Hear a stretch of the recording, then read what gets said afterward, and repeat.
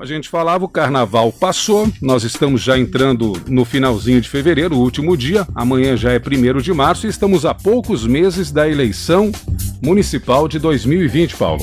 Isso mesmo, Moacir. Este ano a gente tem as eleições municipais, aí talvez seja a eleição mais próxima do eleitor, assim, em termos de contato, né, entre o representante ou o candidato a ser representante e o eleitor, ou seja, mexe com toda a comunidade, as pessoas se conhecem, as pessoas se envolvem muito nas campanhas eleitorais, mas para isso tem que estar em dia, né, com as suas obrigações junto à Justiça Eleitoral. O primeiro turno de votação para vereadores e prefeitos aqui em Foz do Iguaçu está marcado para o dia 4 de outubro, em todo o país também é nessa data. E na conversa aqui com a Nerli, vamos ver se a gente vai ter um segundo turno, poderemos ter um segundo turno de eleição aqui em Foz do Iguaçu ou não. O calendário eleitoral está repleto de datas que merecem a atenção de eleitores, de candidatos e de partidos. Então hoje a gente vai falar um pouco sobre essas datas, mas com foco nas obrigações, direitos e deveres do eleitor, que é o que interessa nesse momento da nossa conversa com Nerli Vieira. Bom dia, Nerli, seja bem-vindo novamente aqui ao Marco Zero. Obrigada, bom dia a todos. Muito bom, né, poder dar essas informações para que o eleitor, quando procura a Justiça Eleitoral, que ele leve essa documentação, né? Então fica muito ruim quando a gente pede para a pessoa voltar para casa, buscar mais algum documento. Então vamos ver se a gente consegue esclarecer aqui as dúvidas, né? Legal. Nerli, para a gente começar esse debate, essa conversa, qual é o cenário em Foz do Iguaçu para as eleições desse ano?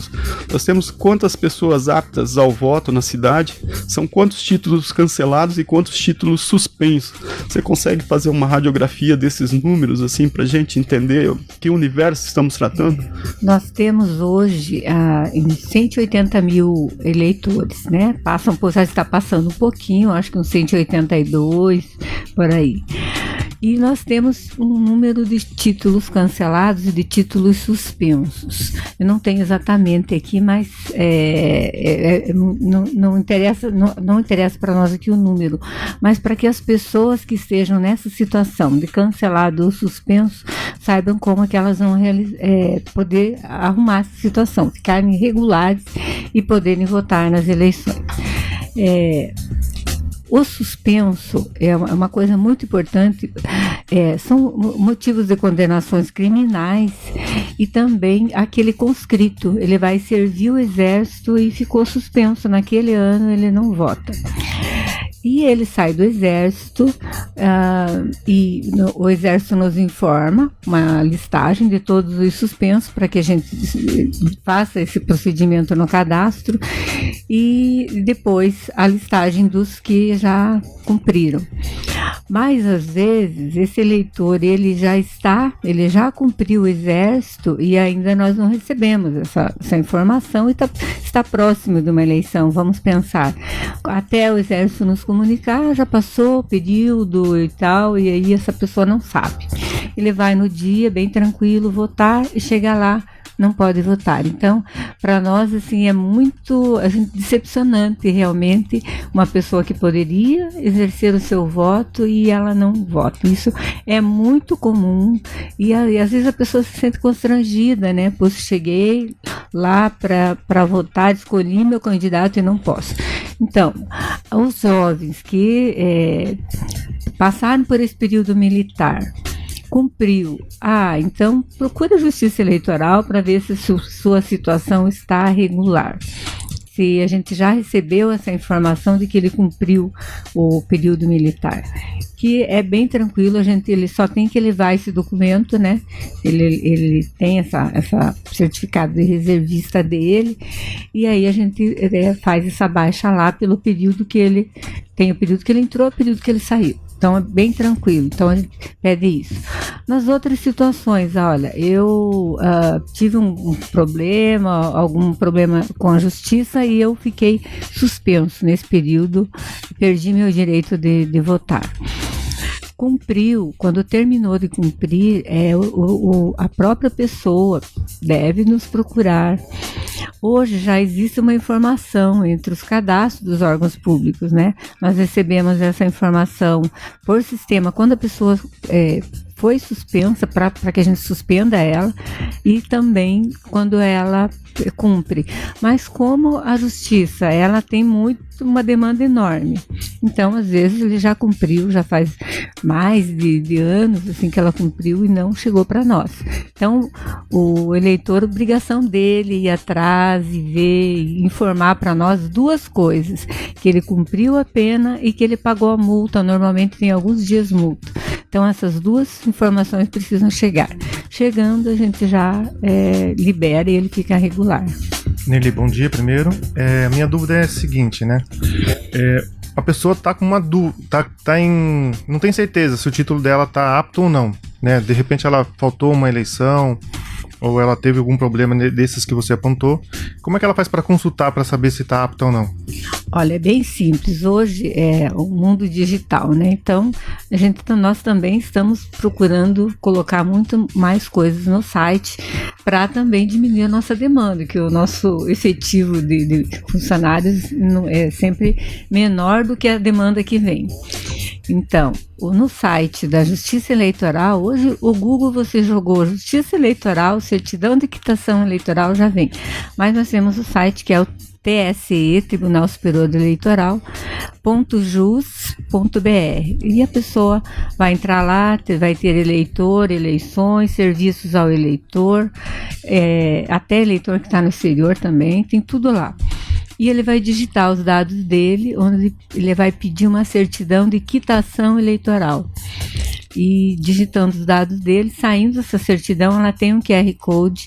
Essa certidão é válida. Ele não precisa ir até a Justiça Eleitoral quando ele precisar disso. Com ela ele regulariza passaporte, CPF, todos para ser admitido em algum concurso público. Então ele tira pelo site. Deu algum problema, ele nos procure para a gente ver se tem alguma letra errada no nome ou ele está em débito, né?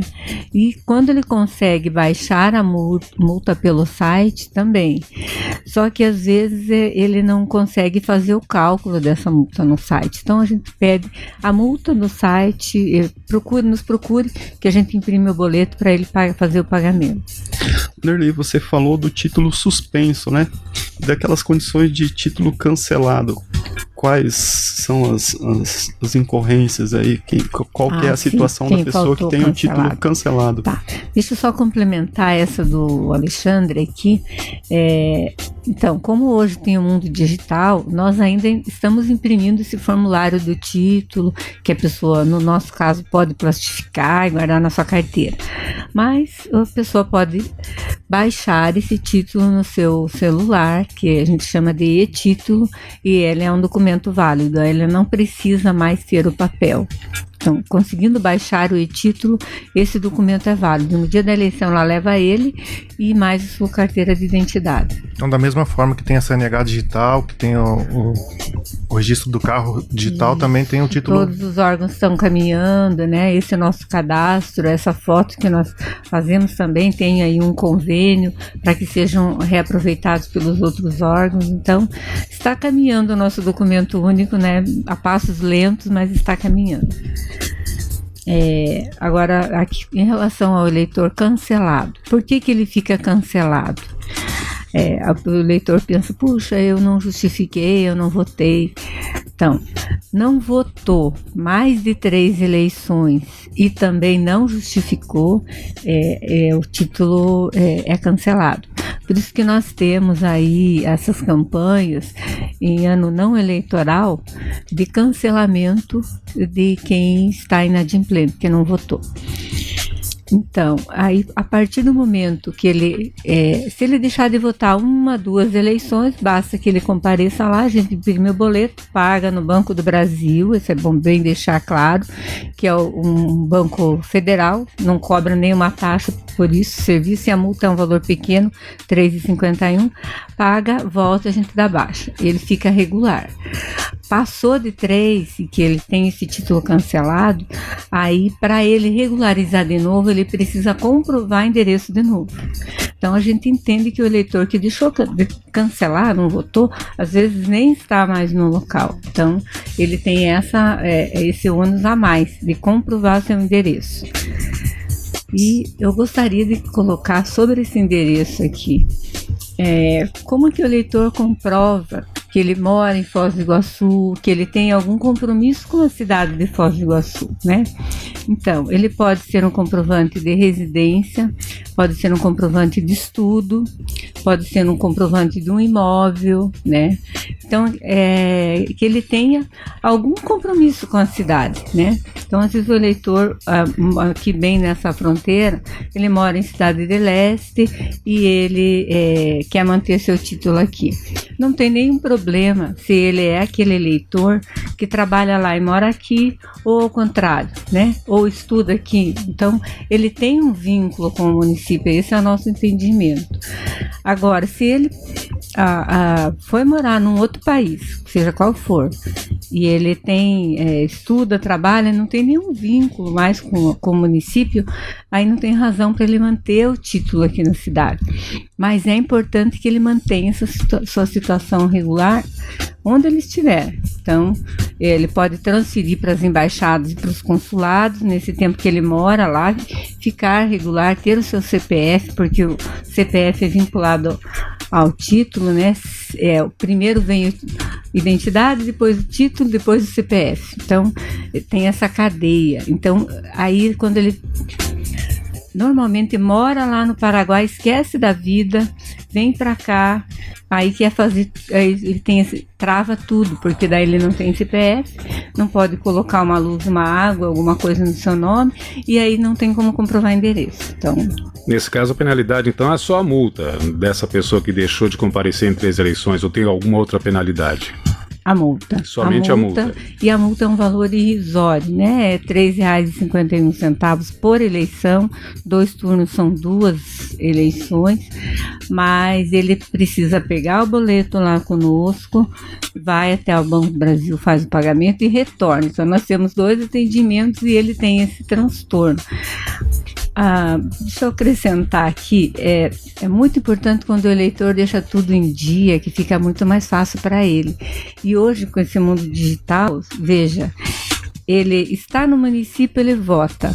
Ele está em qualquer outro lugar do Brasil ou fora, ele vai justificar, ele vai pegar uma cópia da passagem, uma cópia do motivo de trabalho que ele não está no seu município e procurar o sistema justifica pelo site e informar, e essa multa, e aí ele não fica com multa, então ele está sempre regular, né? Nerli, ainda é possível regularizar o título cancelado para votar nessa eleição de outubro? De suspenso, você disse que ainda é possível e tal. Quem está nessa situação do título cancelado pode regularizar sua situação e exercer sua cidadania em outubro? Esse eleitor que está cancelado, ele precisa comprovar esse endereço. Pode ser o endereço no nome dele, ou dos pais, ou dos filhos, às vezes, né? A casa não está alugada, não está no nome da pessoa mesmo, mas vamos pensar, vamos dar um exemplo bem comum. Uma pessoa que mora num imóvel alugado, o imóvel ainda está a luz e a água no nome do dono da casa, e ele tem os filhos estudando na cidade. Então, ele vai na escola, pega uma declaração do filho que comprova que o filho dele estuda e é um vínculo dele. Ou a carteira de trabalho que ele tem assinada, um limite de pagamento, mais esse comprovante de residência. E ele vai regularizar. Então, paga essas multas e leva esses documentos todos originais e a gente devolve para ele. E ele regulariza. E nós estamos hoje no data, Nerli, final de fevereiro. Qual que é a data para limite para a pessoa regularizar? Vai até o dia 6 de maio. Então, nós temos aí 2 meses para trabalhar, para regularizar essa situação do eleitor. Certo. Você falou que quem deixa de votar depois para fazer a regularização paga essa multinha, que é um valor baixo, mas há outras implicações para quem deixa de votar, para concurso público, essas coisas. Que tipo de penalidades ou sanções são essas, né?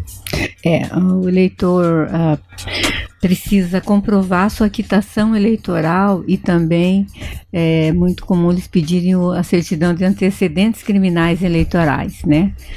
Principalmente esses cursos de vigilantes, eles querem as duas certidões, quitação e de antecedentes. E concurso público também, né?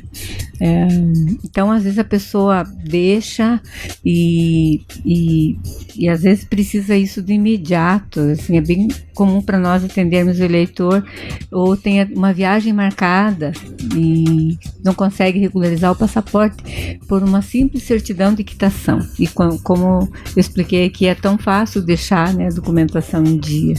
Então, ela tem implicações e é bom ela deixar em dia, além do objetivo maior que é o voto, né, ela tem outras implicações nas suas demandas aí que ela pode evitar isso. Lembrando que o voto é obrigatório, então ele conta também tanto a eleição municipal quanto a nacional, quando a gente vota para presidente, governador e parlamentares, né? Cada eleição é um voto, né?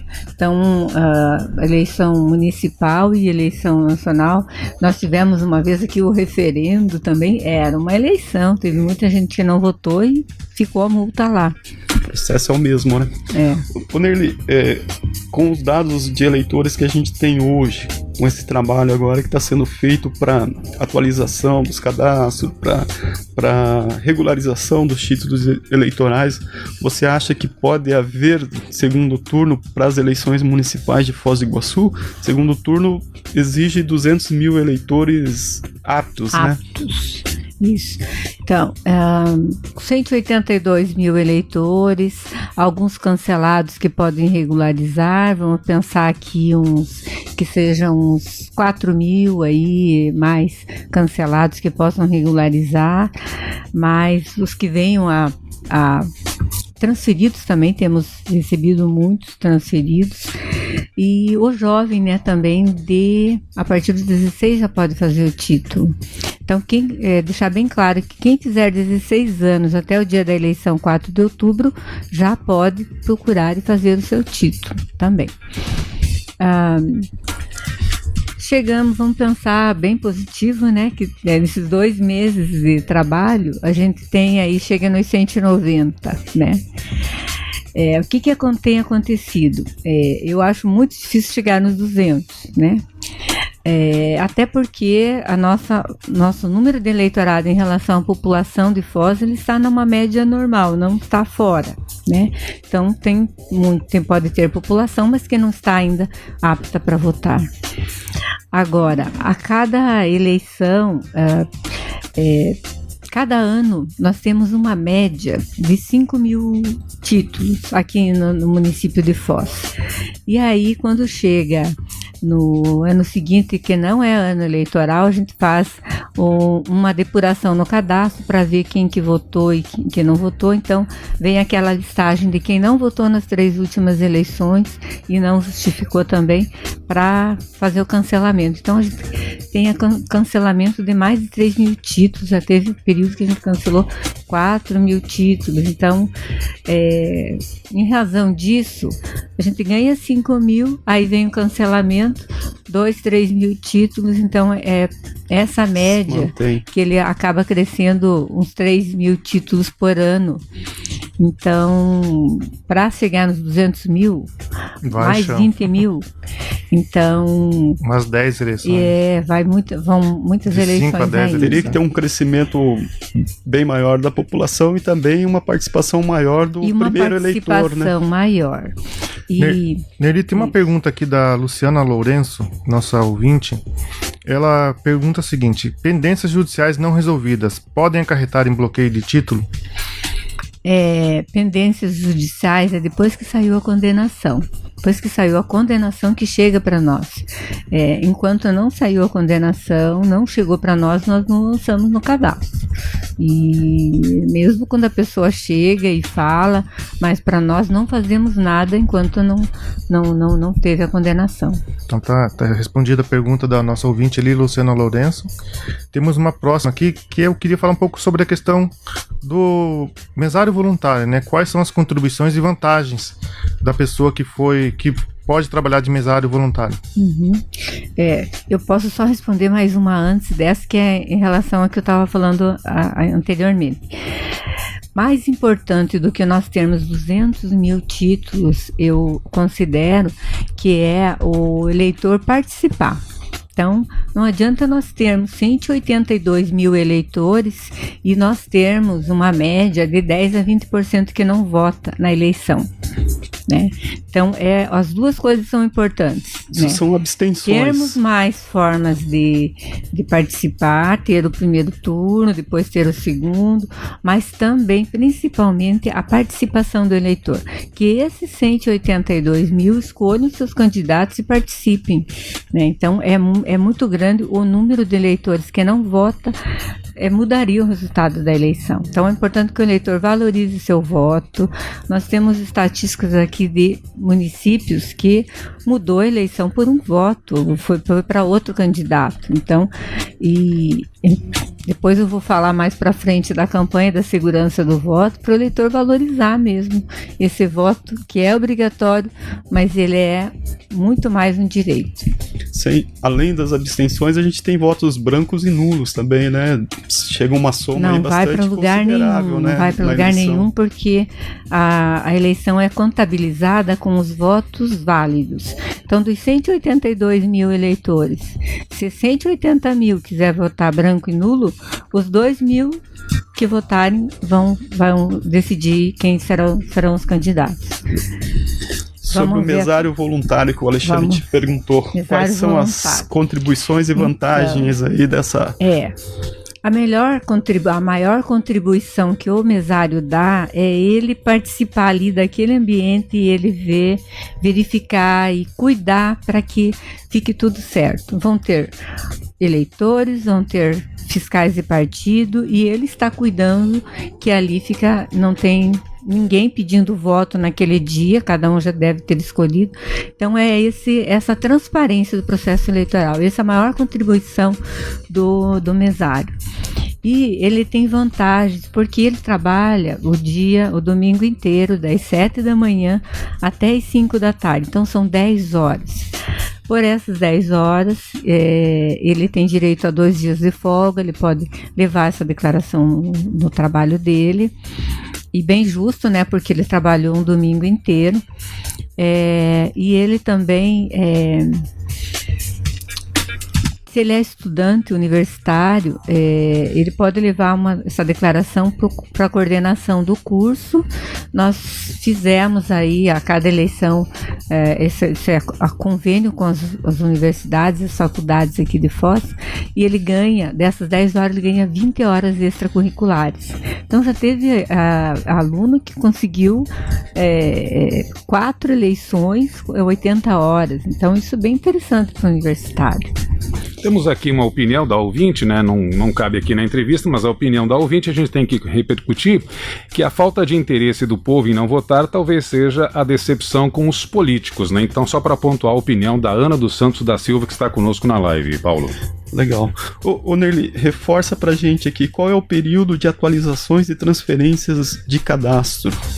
Um ouvinte pergunta aqui pra gente reforçar essa informação. É importante o eleitor saber que a Justiça Eleitoral, ela funciona normalmente. Ela sempre está funcionando. Ela tem esses períodos aí, por exemplo, agora nós vamos fechar o cadastro no dia 6 de maio, porque é 150 dias antes da eleição, essa massa de eleitores que a gente fecha o cadastro que vai para as urnas, está sendo preparar os cadernos de eleição. Fora isso, nosso trabalho continua normal. E o nosso horário é das meio-dias às 19, né? E basta que eles compareçam. De segunda a sexta a gente está trabalhando. Sem agendamento, o que acontece, só ir direto. Tem agendamento, pode agendar pelo site, ele procura agenda biometria e ele agenda, pode fazer esse agendamento. Quando o eleitor deixa para o final, você veja, nós hoje temos 6 guichês aqui. Aí tem filas, porque aí né? De um tempão, né? O eleitor também. Nós estamos falando de 2 meses de prazo, né, Lili? Então, 2 meses. Vamos ficar esperto aí, porque E, assim, a gente passa já teve, rápido. São mais de 60 dias, mas E nós vamos trabalhar no nosso horário normal, a gente não estamos prevendo trabalhar fim de semana, e a gente já teve experiências assim e ficamos lá sem eleitores. Posso só comentar ali Por sobre favor. a eleitora? Então, nós também recebemos às vezes o eleitor, eu vou fazer o título porque eu preciso arrumar minha documentação, mas eu estou decepcionado. Mas agora sim, se você olhar aí a história, né, principalmente uma mulher que está fazendo essa pergunta, nós demoramos para ter esse direito ao voto, foi aí na virada do século, né, e a gente teve, primeiro os homens tiveram direito de votar, as mulheres tiveram que, o movimento das sufragistas, ela procurar na internet o movimento das sufragistas, e tem filmes também sobre isso. Então as mulheres ganharam esse direito depois. Então eu acho que para as mulheres ele é muito mais um direito do que um dever. E os candidatos que estão lá é porque o eleitorado que votou até hoje os colocou. E é difícil a gente escolher um que seja perfeito como nós gostaríamos, mas selecionando e tentando colocar e tirar o candidato que a situação vai mudar. De outra forma, até para deixar que esse voto não seja obrigatório, por exemplo, o candidato que nós colocamos lá que vai tomar essa decisão por nós, né? Legal. Nele, nosso tempo está no limite, mas a gente precisa que você conte aí, explique ao ouvinte o que é a Central de Combate à Desinformação e quais são os canais de acesso a esse serviço, a importância dele. Está sendo implantado, já começou ano passado, o Tribunal Superior Eleitoral e os TREs, essa campanha de combate à desinformação em razão das fake news das últimas eleições. Então, nós estamos aqui em vários municípios e aqui em Foz também a gente já está dando palestra nas escolas falando sobre a segurança da urna, a segurança do voto eletrônico e orientando aí esse jovem, né, que vai fazer o primeiro título. Aqui em Foz já fizemos algumas palestras em algumas escolas e vamos continuar ainda mais algumas. Também tem o tribunal está com essa central de combate à desinformação, em breve deve disponibilizar um WhatsApp para quando surgir aquelas notícias, o eleitor não sabe se é verdadeira ou falsa em relação à eleição, ele ter a quem ele se dirigir e tirar essa dúvida. Então essa é o nosso, e também fazendo parcerias com vários institutos, né? Aqui tem um instituto da Palavra Aberta também, que existe aqui no Brasil. Então tem várias outras instituições, muitas delas envolvidas nisso, que a gente pode uma outra hora explicar melhor só sobre isso, né? Legal, tema bastante pertinente. Neli, a gente agradece muito os esclarecimentos, sua participação aqui, fique à vontade para fazer sua fala final aí ao nosso ouvinte, ao eleitor que está acompanhando a sua entrevista. Eu queria dizer para o eleitor, quando comparecer ao fórum eleitoral, leve os seus documentos. Olha, eu não tenho talão de luz ou água no meu nome, levo a declaração de que eu estudo, eu levo uma carteira de vacina, alguma coisa que tenha dele no município, de um órgão público em Foz, um extrato de uma conta bancária, né, como que diz lá, do cartão de crédito, mas sempre esse documento impresso. E o menino, o jovem, a partir dos 18 anos, o alistamento eleitoral também impresso para nós, todos os documentos originais, e a gente devolve para ele depois. Legal, Nerli, muito obrigado.